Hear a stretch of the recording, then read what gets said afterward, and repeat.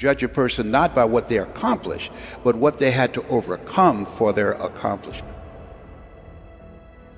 People that are hungry have zero excuses for not pursuing their dreams. And they come back again and again and again. They operate like Willie Jolly, who said that a setback is a setup for a comeback. I've got a saying, if life knocks you down, try and land on your back, because if you can look up, you can get up. You can get up. You can get up. Get up. I'm training people to get into their greatness, to begin to develop the courage to pursue dreams beyond their comfort zones. Because in order to do something you've never done, you've got to become someone you've never been. When you're pursuing your greatness, you don't know what your limits are, so you act like you don't have any. There's never a shortage of opportunities. It's just a shortage of thinking. Because some things are taught and some things are caught. When I was in the 5th grade, they put me back from the 5th grade into the 4th grade. I failed again in the 8th grade. I have no college training. So being identified and labeled as DT, the dumb twin, it gave me a lot of things to overcome. And so there was no one to dispute what was said about me, and I bought it. Even if you are told a lie, faith comes by hearing and hearing and hearing. You hear it often enough, it becomes your reality. Perception, not challenge, becomes real for you. Someone's opinion of you does not have to become your reality. So if you can track failure, you can also track success. You have greatness in you. I don't know you, but here's what I know based upon my own experience. You have greatness in you, that you have the ability to do more than you could ever begin to imagine. You have greatness in you.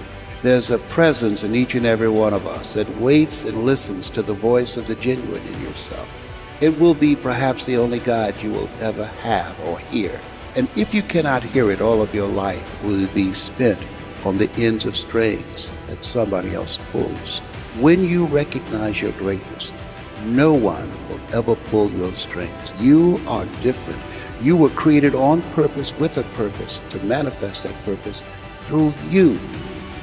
You will never exercise authority and dominion over your life until you exercise authority and dominion over what you are not.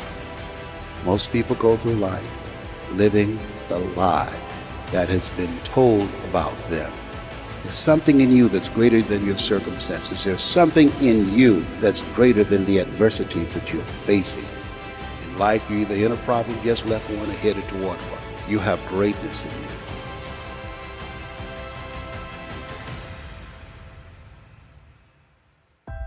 When you're pursuing your greatness, you live from a place of the willingness to live life courageously, to be willing to take chances, to become a risk taker, to make impact, to go beyond believing to knowing, to lean not unto your own understanding, to feel within yourself there's some cause, there's something that's bigger than me, but I'm never alone in facing this.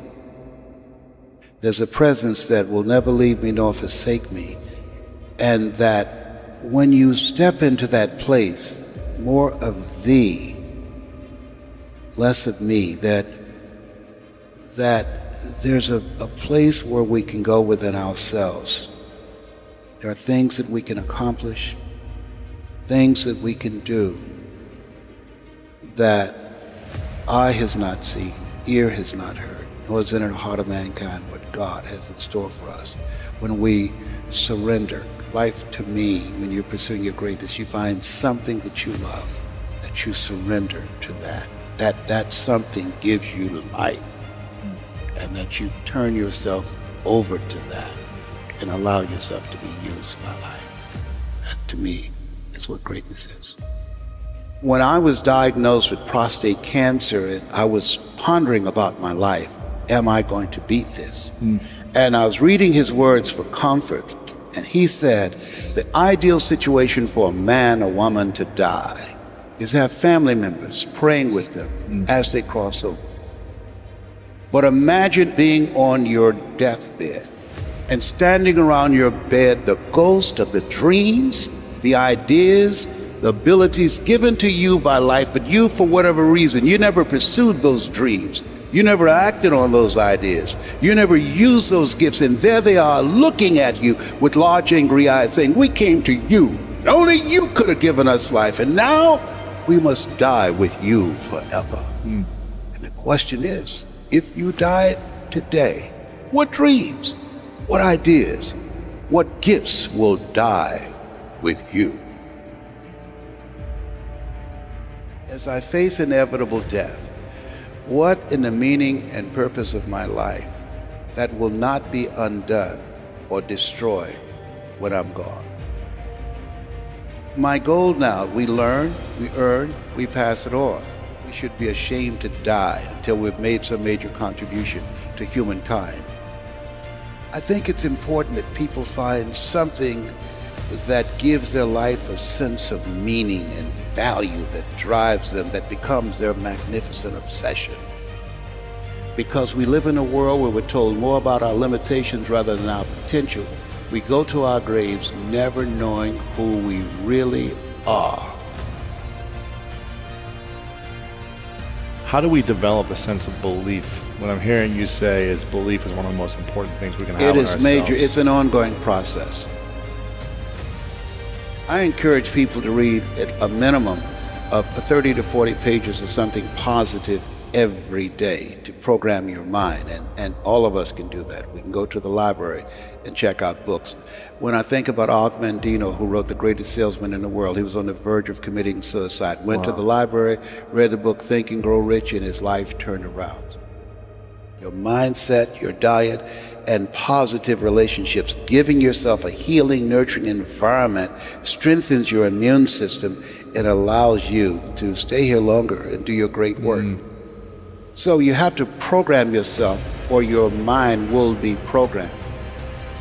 In order to do something you've never done, you've got to become someone you've never been. You've got to become a risk taker. This, God said, if you're not willing to risk, you can't grow. And if you can't grow, you can't become your best. And if you can't become your best, you can't be happy. And if you can't be happy, then what else is there? When you find something that you love, you will study it. Something that you love, it becomes not just confident, but you will become competent on that. I pour myself into it. I lose myself into it because it's not about me, it's about the audience. Ask for help, not because you're weak, but because you want to remain strong, and don't stop until you get it. I tell people, you're going to face tough times, but I affirm no matter how bad it is or how bad it gets, I'm going to make it. You don't get in life what you want, you get in life what you are. Develop your communication skills, because once you open your mouth, you tell the world who you are. I said, live a life of contribution. Decide that you are going to live your life in such a way, as Horace Mann said, you should be ashamed to die until you made some major contribution to humankind. And I want to find other people who have that kind of magnificent obsession, who have that kind of conviction about their lives, who want to make that kind of mark of their lives. Can I, with the time that I have left, amplify and train and multiply voices of hope and create a better world? We'll have enough time to do that. And we all have an expiration date. So live your life from a place of love.